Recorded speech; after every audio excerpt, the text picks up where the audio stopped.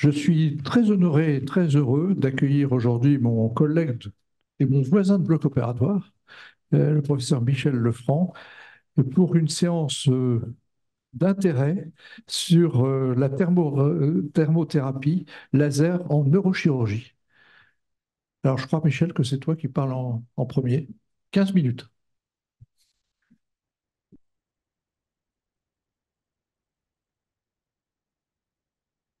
Ah, c'est bon, excusez-moi, je laisse. Après, je vous laisse prendre la main. Je vous en prie. Monsieur le Président, cher maître, chers collègues, c'est un honneur de présider cette séance de l'Académie aujourd'hui qui porte sur une thérapeutique qui est une innovation française et qui change la donne, comme on dit en chirurgie ou en langue française, pour pas mal de nos patients. Je présenterai d'abord les principes. Qu'est-ce que c'est que cette chirurgie? Comment elle se pratique en pratique? Et après, on aura l'honneur d'avoir des référents qui viennent essentiellement d'Île-de-France pour nous présenter leurs applications. La principale application est en chirurgie de l'épilepsie. Ce sera le docteur Maton qui nous montrera l'intérêt dans cette discipline. En neurochirurgie pédiatrique, c'est le professeur Bloblom qui pourra nous montrer toute la pertinence de cette approche, que ce soit en épilepsie comme en oncologie. Et puis, on partira sur des principes un petit peu moins fréquemment utilisés, mais qu'on a développés sur Amiens, qui est la chirurgie du mouvement anormal. Et ça sera le docteur Aubignac qui nous fera l'honneur de nous présenter le travail local. Et enfin, on a une interaction permanente avec nos collègues neuroradiologues, que ça soit de la prise en charge jusqu'au moment de réalisation de l'acte, comme vous allez le voir. Et Monsieur Constant, le professeur Constant, nous décrira comment on utilise cette imagerie au bloc pour pouvoir assurer la sécurité de cette intervention. Alors, il faut rendre à César ce qui est à César, et c'est le professeur Carpentier au sein de la Pitié-Salpêtrière qui a été l'inaugurateur et le promoteur de cette technique. C'est donc une invention française dès 2006 dans des indications de lésions secondaires essentiellement dans un premier temps, avec un déploiement, une démonstration de l'intérêt et de la faisabilité de cette technologie. Donc, il y a pas mal d'années, hein. Cette technologie avait été co-développée avec des ingénieurs américains et elle a échappé à la France. On voit qu'il n'y avait pas forcément le même dynamisme qu'aujourd'hui pour maintenir l'activité industrielle et soutenir ce qu'on appelle la valorisation de la recherche. Et c'est parti donc aux États-Unis où la chirurgie s'est réellement développée, en particulier dans la sphère oncologique, sur tout ce qui est tumeur gliale, et encore plus particulièrement sur la sphère épileptologique, où elle a pu montrer son intérêt, en particulier son caractère mini-invasif. Alors, qu'est-ce que la thermothérapie laser? La thermothérapie laser, c'est avant tout une chirurgie guidée par l'image. Alors, en neurochirurgie, on appelle ça la chirurgie stéréotaxique. C'est une chirurgie lésionnelle. On va créer une lésion, une destruction d'une partie du tissu cérébral. Et c'est une chirurgie mini-invasive. Mini-invasive parce qu'on peut faire des lésions plus ou moins grosses, mais avec une entrée dans le crâne qui reste limitée à un trou au forêt de 3,2 mm. Donc, c'est avant tout une approche donc à crâne fermé. L'avantage de ne pas ouvrir le crâne, c'est que le cerveau ne se déforme pas. Et donc, on va pouvoir utiliser l'imagerie préopératoire pour pouvoir planifier notre acte, le positionnement de la sonde laser. Et puis, une fois en place, on va descendre en IRM pour pouvoir créer une lésion qui sera déterminée en temps réel, c'est-à-dire une capacité d'évaluer en temps réel la température, associée à un algorithme prédictif de la lésion que vous faites. Alors, je vais essayer d'être un petit peu plus explicite, mais on va avoir une information de la destruction cellulaire au fur et à mesure de l'acte, et ce qui va nous permettre de guider l'acte tout en étant en sécurité. Alors, vous savez tous qu'une cellule, que le feu, ça brûle, hein, on sait depuis Cro-Magnon, c'est un phénomène physique assez simple.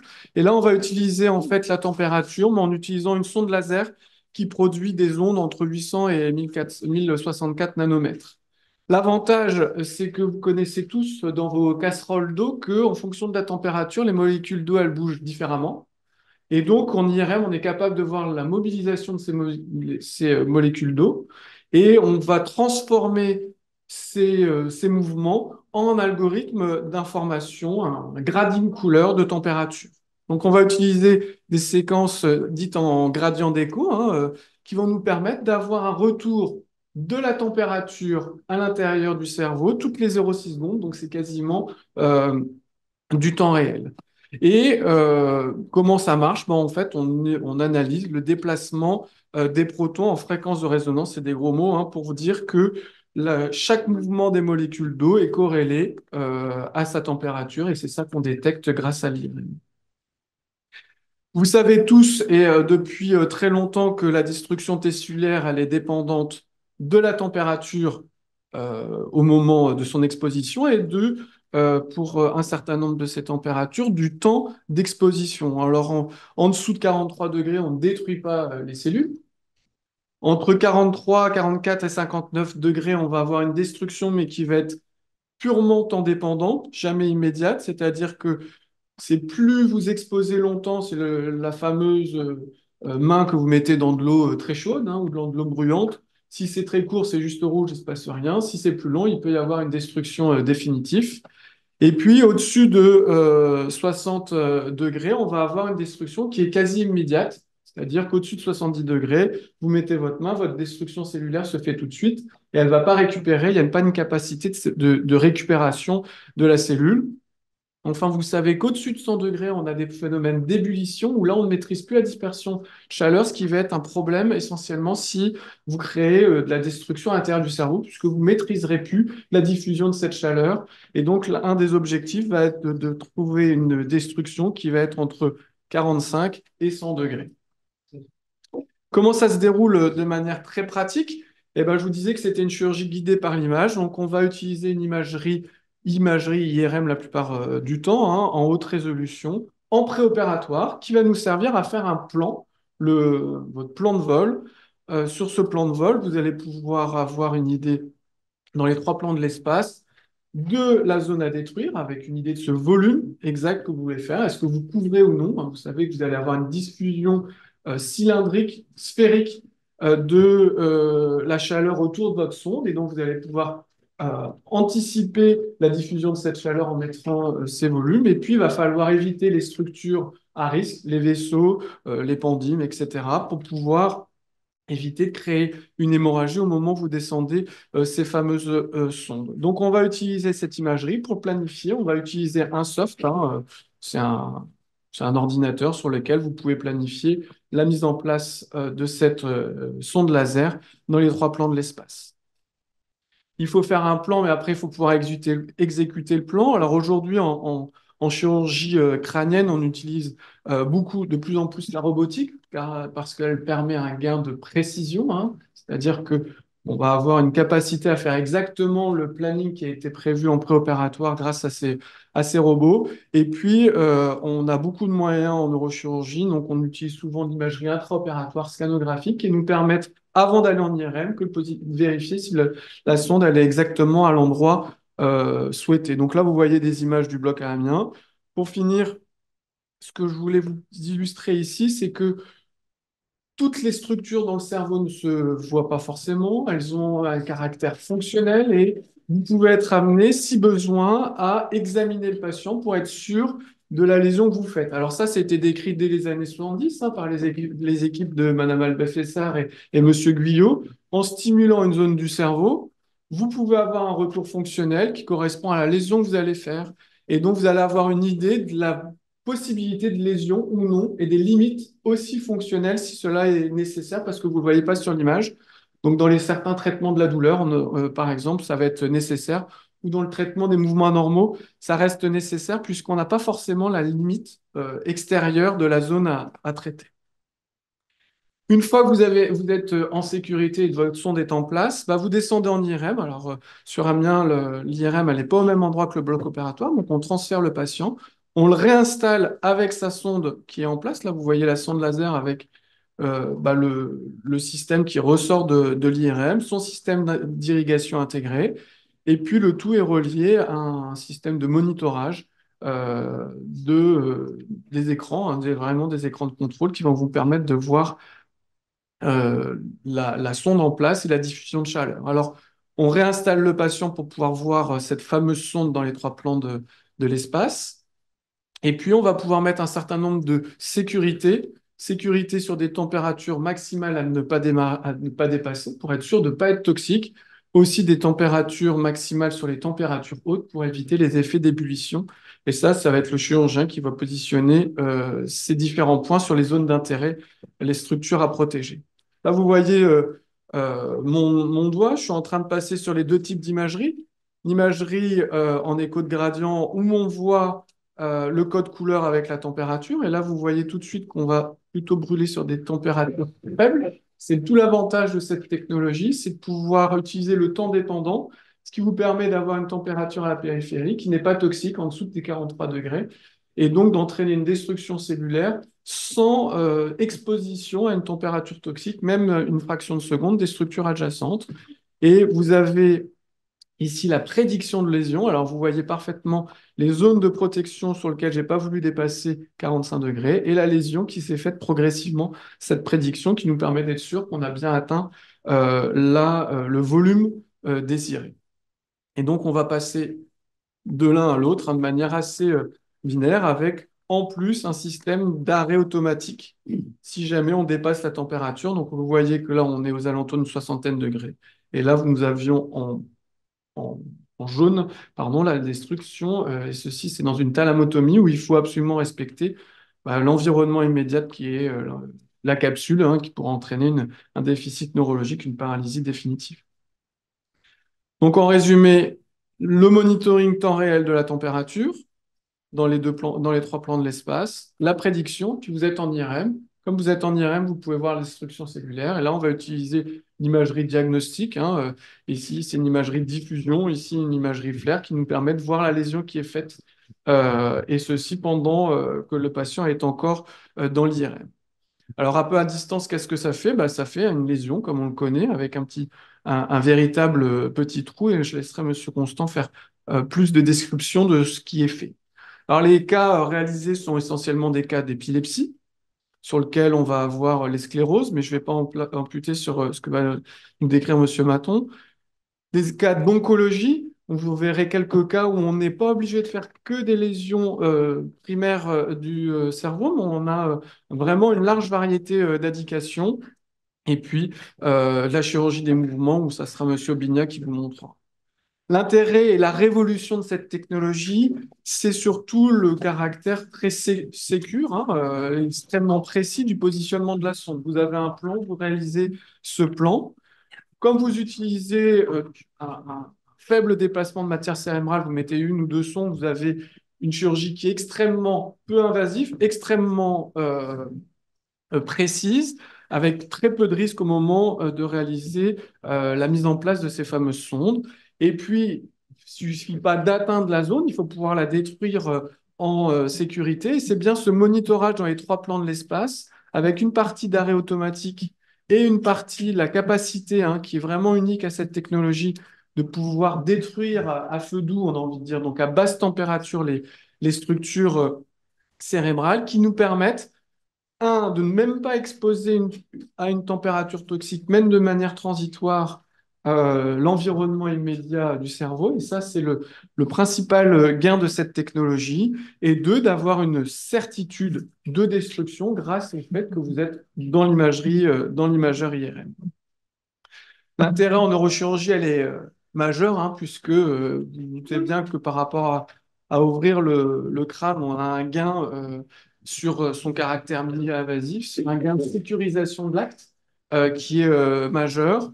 Il est intéressant dans nos services, puisqu'on n'a pas juste une technologie pour une indication, mais ça peut couvrir un très large champ, ce qui rend sa dynamique d'utilisation beaucoup plus pertinente que certaines autres technologies. Et puis, c'est un phénomène extrêmement simple, hein. On sait depuis Cro-Magnon que le feu, ça brûle. Et donc, on a peu d'interactions, peu de risques, de mauvaises associations avec les thérapies existantes, qu'elles soient l'irradiation, les chimiothérapies, etc. Donc, vous venez sur un instrument qui est un instrument supplémentaire, qui est euh, une aide supplémentaire dans la prise en charge de nos patients, plutôt que quelque chose qui viendrait se mettre en opposition et qui viserait à faire disparaître une autre technologie. Alors, le plaisir de cette technologie est parfois potentiellement aussi sa difficulté de pénétration, c'est que c'est un travail d'équipe. Là, le chirurgien ne peut pas travailler tout seul dans son bloc opératoire, il est obligé de travailler avec ses confrères.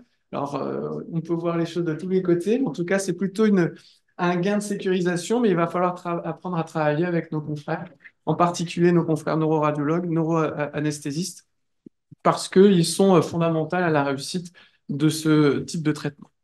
Voilà pour la première présentation. Merci beaucoup, Michel, de cette brillante communication qui nous montre une nouvelle alternative chirurgicale. Mais en plus de ça, tu as été pile 15 minutes et nous t'en remercions. Des questions, docteur, professeur Jeunet? Le micro est devant. Alors, c'est d'abord bravo pour l'idée, la mise en place de la technique. Non, ma remarque, elle est sémantique. C'est-à-dire que tu parles de chirurgie mini-invasive, mais en réalité, c'est même pas mini-invasif, c'est non-invasif. C'est-à-dire que c'est de la chirurgie. Parce qu'en réalité, il y a plusieurs. Il y a maintenant, il y a la radiofréquence, les ultrasons à haute intensité. Là, on a un nouvel agent et le laser, etc. Et donc, toutes ces techniques qui sont de la chirurgie, puisque c'est quand même de la destruction tissulaire, c'est traitement agressif, on va avoir besoin de les différencier de la chirurgie elle-même, de la médecine interventionnelle, qui est encore autre chose, et de la chirurgie non invasive, où là, on utilise des agents, mais il n'y a même plus de cicatrice, il n'y a même pas d'incision, là, il n'y a même pas de ponction. Et donc, je pense que c'est quelque chose qu'il faut individualiser, ne serait-ce que pour montrer leur intérêt. Alors, ce qui est vrai, c'est que c'est moins invasif que la plupart des actes dits mini-invasifs. Quand on fait une chirurgie endoscopique, on va parler de chirurgie mini-invasif. Or là, on est beaucoup moins invasif. En sachant qu'on devrait, plutôt que dire non-invasif, on devrait dire peut-être micro-invasif. On met quand même une sonde. Et puis, on a un acte qui reste important, hein, sur lequel on peut faire des toutes petites ou des beaucoup plus grosses lésions, vous verrez. Donc, on est bien dans l'art de la chirurgie, par contre, dans sa maîtrise. Docteur Foucault-Final. Je crois que vous voulez final. Je crois que Oui, mais c'est. bon, oui, moi, c'est d'abord remercier Michel Lefranc et puis accueillir toute cette équipe parce qu'on travaille depuis longtemps ensemble sur plein de sujets autour de l'innovation, de la progression de la robotique, etc. Donc, c'est vraiment beaucoup de plaisir de vous avoir tous ici et de voir ces brillantes applications. Moi, je comprends pas très bien il y a quelque chose qui m'échappe là, c'est le fait de la planification, la reconstruction, etc. Le fait qu'on puisse pas enfin, est-ce que c'est simplement le problème de ne pas avoir l'IRM au bloc qui fait qu'on est obligé de la faire? Est-ce qu'on peut pas travailler, on peut pas faire un road mapping après? On peut pas changer de place ces électrodes. Qu'est-ce qu'on peut faire? Voilà, ça, je vois par rapport à tout ce qu'on fait en reconstruction, en planification. Là, dans ta description, je saisis pas bien. Si tu peux m'expliquer un peu mieux. Alors, on peut se rattraper quand on est au bloc, c'est-à-dire que si jamais la sonde n'est pas bien positionnée, alors ça nous est déjà arrivé dans la pratique, c'est-à-dire qu'on se retrouve sur un seuil où on va pas pouvoir réaliser l'acte prévu, c'est-à-dire qu'il y a une discordance entre le plan et la réalisation du plan. Ça, au bloc, on peut le faire en réadaptant le plan. Ça, on peut le faire, c'est-à-dire qu'on enlève et on remet la sonde. L'idée, elle est quand même que ça soit le moins possible, d'où la nécessité d'avoir un travail sur le jumeau numérique, le fameux jumeau numérique. On travaille sur ce jumeau numérique de telle sorte d'avoir un plan le plus fidèle possible sur l'avatar numérique de notre patient, ce qui nous permet d'anticiper le maximum d'effets qu'on pourrait avoir. Donc là, on a vraiment un travail, sur 15 minutes, c'est difficile, mais d'anticipation de toutes les étapes de ce qui va se passer. Et puis, ce qu'il faut, c'est que le plan corresponde, la réalisation du plan correspond à ce qui a été planifié sur ce jumeau. Et là, la robotique, elle est indispensable parce que sinon, vous avez trop de différences. Et si la différence, elle devient trop importante, vous n'arrivez pas du tout au résultat escompté. Alors, soit vous devez démultiplier les rattrapages, mais en fait, le caractère de micro-invasif, on redevient de plus en plus invasif, hein, et on devient de moins en moins mini. Et puis, c'est vecteur de risque. Par contre, une fois qu'on est en IRM, on ne peut plus se rattraper. La diffusion de chaleur, elle se fait. Mais il faut bien se rendre compte que là, on peut jouer sur plein de phénomènes, hein, dans le plan, par exemple, sur notre jumeau, puisque vous savez que on a du sang qui coule dans nos veines avec à peu près 80 battements par minute. On a le LCR qui va bouger de la même manière. Et donc, au moment où on va faire notre planning, on anticipe également le fait qu'on a des réfrigérateurs naturels. Et ça, je vous ferai un beau cas d'usage tout à l'heure dans les démonstrations de cas cliniques, sur lequel on va pouvoir adapter complètement le plan et même sur des anatomies extrêmement compliquées à partir du moment où on a pris en compte nos réfrigérateurs naturels qui sont le flux sanguin et le flux du LCR. Oui, juste très court. Vous utilisez le même matériel où il y a plusieurs là entre toutes les équipes. Est-ce que vous avez Alors, sur la France, en Europe, il n'y a qu'un seul matériel. Aux États-Unis, il y a 2 concurrents, mais pour l'instant, en Europe, il n'y en a qu'un seul. Et puis, on a une majorité à utiliser la robotique. Je crois qu'on est tous en train d'utiliser la robotique pour pouvoir faire le lien entre le plan et la réalisation de l'acte. Ce qui n'est pas le cas dans le monde entier. Professeur Richard. Oui, bravo pour votre communication. J'avais 2 questions. Enfin, une intervention sur le problème de mini-invasif. Moi, je suis président au Conseil des nomenclatures et on a décidé de supprimer le terme de mini-invasif qui est utilisé en termes de marketing et pas en termes de médecine. Et qui veut rien dire parce qu'il y a l'invasion de la voie d'abord et l'invasion de ce qu'on fait, comme vous l'avez dit tout à fait. La deuxième, et donc les voies d'abord, il y en a 3. Il y a l'ouverture, la transpariétale et la transorificielle. Et avec ça, on se débrouille, on décrit tout. La deuxième chose, et c'est très intéressant, et c'est d'ailleurs une des raisons pour lesquelles je suis absolument là aujourd'hui, surtout que vos techniques viennent d'être acceptées pour certaines d'entre elles. Vous me direz après lesquelles, oui ou non, par la HAS, puisqu'on va être obligé, on est en train d'écrire les libellés pour savoir comment on va les appeler, justement, et puis ensuite, on va les quantifier, et on fera appel à vous pour quantifier le travail. Et donc, il y a également le problème, et vous venez de le parler, la planification. Ça fait partie de ces nouvelles techniques où, alors que les durées post-opératoires sont raccourcies, il y a plein de choses à faire, soit soit la veille de l'opération, soit même juste avant l'acte, qui sont nouvelles et pour lesquelles il va falloir aussi calculer quels sont les travaux nécessaires. Et donc, c'est très important qu'on puisse avoir une idée très claire de ce qui est fait en pratique et surtout s'il y a la robotisation qui pose un autre problème de nomenclature supplémentaire. Et donc ça, si dans vos communications, vous pouvez en dire un petit mot, ça m'intéresse personnellement, parce que c'est des bons cas d'usage, là, en l'occurrence. C'est un conseil du président du Haut Conseil. Voilà. Professeur Matelas.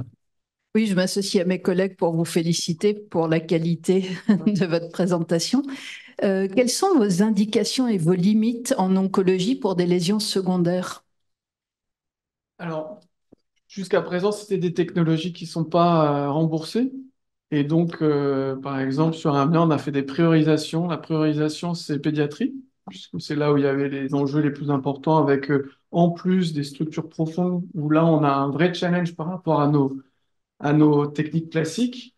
Et puis, tout sur lequel il y a un gros impact sur le futur, c'est-à-dire des lésions profondes, sur lequel l'exérèse va jouer sur le pronostic de survie à long terme.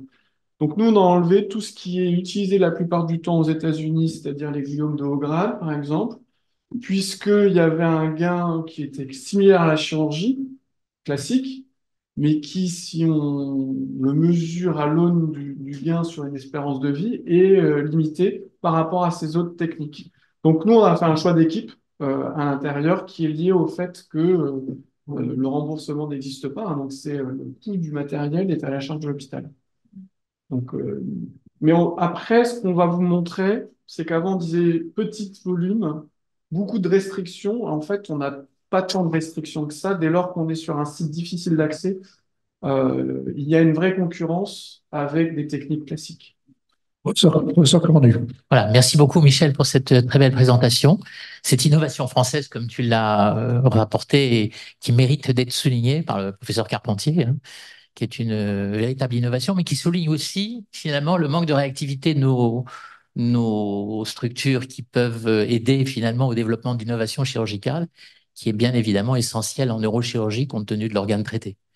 Ça, c'est la première chose. La deuxième chose, on en parlait tout à l'heure un peu avec Bertrand, qui va nous présenter à la suite, mais je pense qu'il y a une page qui va se tourner en neurochirurgie sur l'oncologie et la chirurgie tumorale. On avait parlé d'ailleurs avec Thomas Leblom également au moment où j'étais à Necker et finalement les développements qui s'observaient et qui méritent justement aujourd'hui d'être un peu explorés parce que quel serait éventuellement le résultat sur un méningiome difficile d'accès de la région pétroclivale, dont on connaît les difficultés d'accès chirurgical qui parfois peuvent être délabrants et à complications. Donc je pense que tout ça est un élément très important à apporter au dossier pour montrer que là, peut-être qu'on va basculer dans un monde, j'espère en tout cas pour les patients, où la chirurgie ne sera plus une angoisse ou une inquiétude au moment de l'information. Voilà, merci encore Michel pour tout. Merci encore, Michel, pour cette belle présentation.